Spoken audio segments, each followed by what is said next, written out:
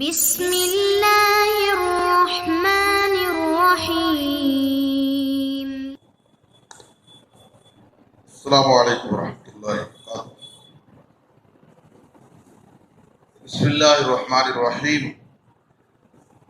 عن عبد اللہ بن محسن رضی اللہ تعالی عنہ قال قال رسول اللہ صلی اللہ علیہ وسلم من اصبح منکم آمنا فی سربہ وعافا فی جسدہ عنده قوت یومہ فکأنما حیزت له الدنیا، رواہ الترمذی و ابن ماجہ۔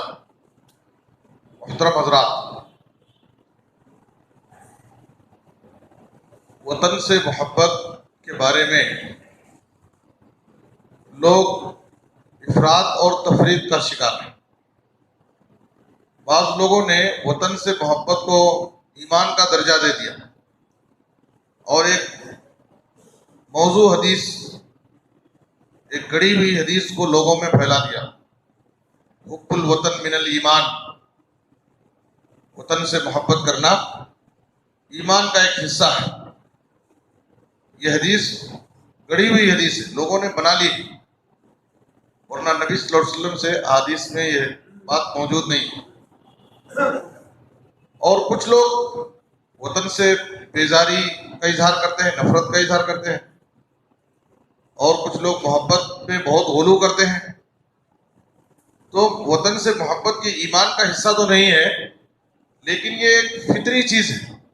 آدمی جس سرزمین سے تعلق رکھتا ہے، جس بستی میں رہتا ہے، جس ملک میں رہتا ہے، جس وطن میں رہتا ہے، اس کو اس سے دلی محبت اور عقیدت ہوتی ہے۔ یہ اللہ نے ہر ایک کی فطرت میں ڈال دیا ہے، فطری چیز ہے۔ انسان کیا، جانوروں کے پاس بھی یہ چیز موجود ہے۔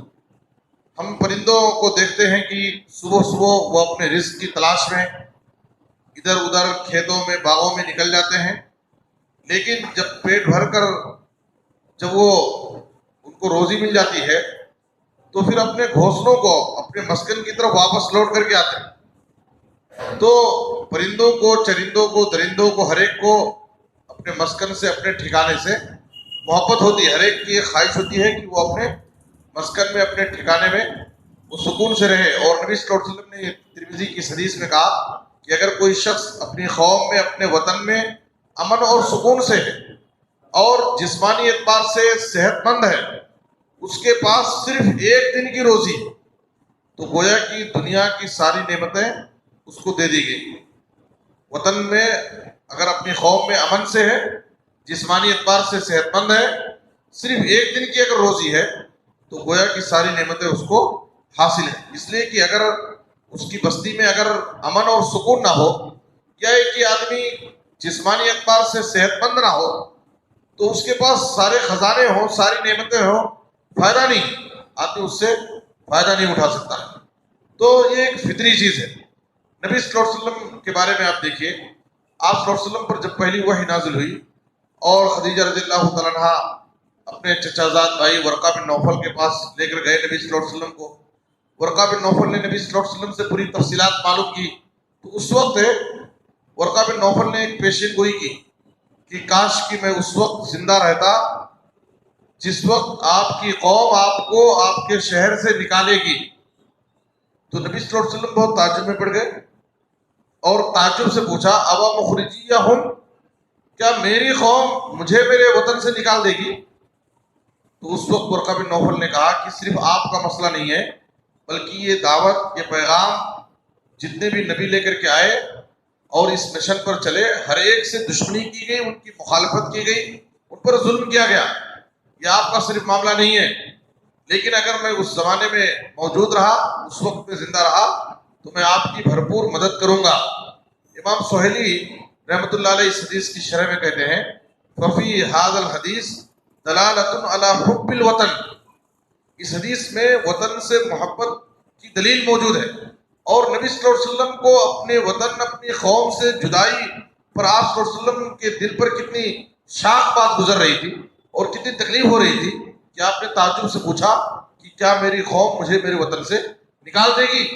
آپ صلی اللہ علیہ وسلم جب مکہ سے ہجرت کر رہے تھے تو اس وقت نبی صلی اللہ علیہ وسلم نے مکہ سے مخاطب ہو کر کہا تھا کہ اے مکہ تو کس قدر پاکیزہ شہر ہے اور میرے نزدیک کتنا محبوب ہے.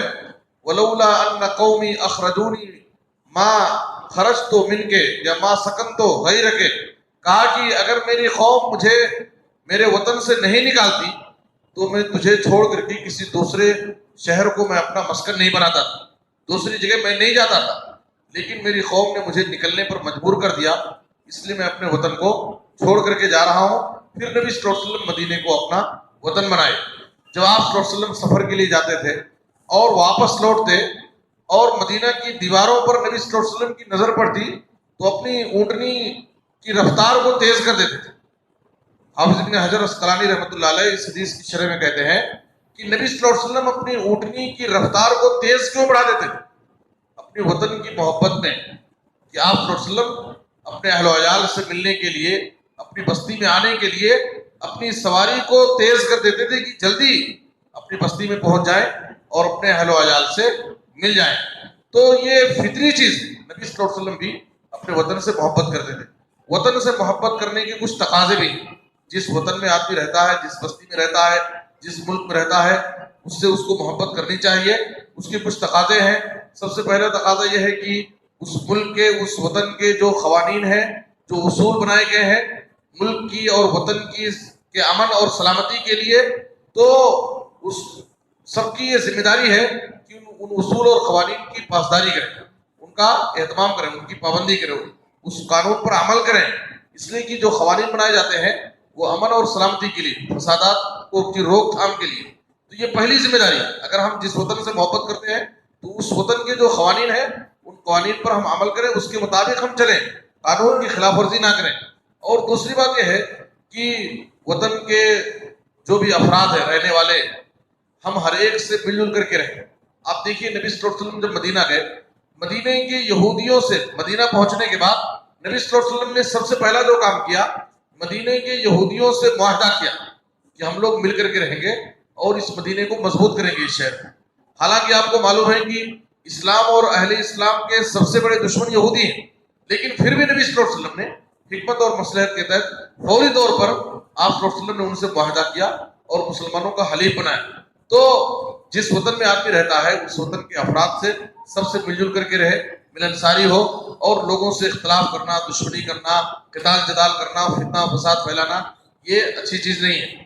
یہاں تک کہ آدمی وطن کی امن و سلامتی کے لیے، اس کی خوشحالی کے لیے، ترقی کے لیے وطن سے محبت کی ایک دلیل یہ بھی ہے کہ اس کے لیے ہم دعا بھی کریں.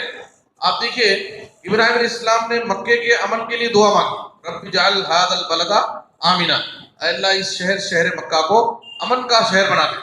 نبی صلی اللہ علیہ وسلم نے مدینے کے لیے دعائیں مانگی اور کہا کہ اے اللہ ابراہیم علیہ السلام نے مکہ کو حرم بنایا، میں مدینے کو حرم بناتا ہوں. اللہم بارک لنا فی مدنا و ساعنا، اے اللہ تو ہمارے مد اور سا میں برکت عطا فرما. تو نبی صلی اللہ علیہ وسلم نے مدینہ کے لیے برکت کی دعائیں مانگی. تو وطن سے محبت کا ایک تقاضا یہ بھی ہے کہ ہم جس وطن میں، جس ملک میں رہتے ہیں، اس کی سلامتی کے لیے وہاں پر امن اور سکون رہے اور خوشحالی رہے، ترقی کرے، اس کے لیے ہم دعا بھی کر سکتے ہیں جیسا کہ نبی صلی اللہ علیہ وسلم نے دعائیں مانگی ہیں. بہرحال وطن سے محبت ایک فطری چیز ہے، یہ ایمان کا تقاضا نہیں ہے اور نہ ایمان کی علامت ہے. ہمیں اپنے وطن سے محبت ہونی چاہیے اور وطن سے محبت کی جو تقاضے ہیں ان پر عمل کرنا چاہیے. اللہ سے دعا ہے کہ اللہ تعالیٰ ہمیں اپنے ملک میں امن و سکون کے ساتھ زندگی گزارنے کی توفیق عطا فرمائے اور ہر قسم کے اختلاف و انتشار سے، بدحالی اور پریشانی سے اللہ ہم سب کی حفاظت فرمائے. آمین. صلی اللہ علیہ نبینا محمد و آلہ وسلم.